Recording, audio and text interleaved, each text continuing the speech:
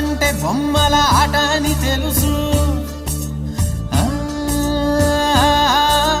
కథ అని తెలుసు, కథ అని తెలుసు, కథలన్నీ కంచికే చేరునని తెలుసు, తెలుసు తెర తొలుగుతుందని, తెలుసు తెల్లారుతుందని, తెలుసు ఈ కట్టె పుట్టుకుమంటదని, తెలుసు ఈ మట్టి మట్టిలో కలిసిపోతదని.